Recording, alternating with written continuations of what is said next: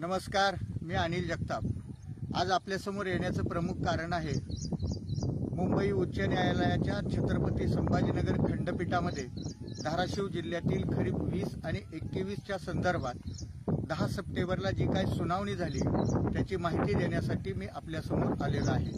जसे की आपल्या सर्वांना माहिती आहे, धाराशिव जिल्ह्यातील शेतकऱ्याला बजाज अलायन्स पीक विमा कंपनीने खरीप 2020 मध्ये पूर्व सूचना दिल्या नाहीत हे कारण दाखवून अतिशय तुटपुंजी अशी रक्कम दिली होती। याविरुद्ध या जिल्ह्यातील शेतकरी लोकप्रतिनिधींनी उच्च न्यायालयामध्ये याचिका दाखल केल्यानंतर उच्च न्यायालयाने प्रति हेक्टर 18,000 रुपये देण्याचे आदेश दिले होते। जी रक्कम 605 कोटी रुपये होती। यातील 376 कोटी रुपये कंपनीने वाटप केलेले आहेत। उर्वरित रकमेसाठी उच्च न्यायालयामध्ये लढा सुरू होता।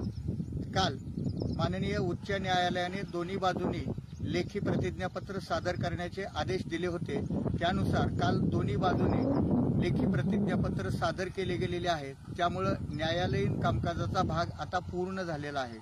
कुठल्याही क्षणी आता धाराशिव जिल्ह्यातील खरीप 2020च्या संदर्भातील निकाल येऊ शकतो।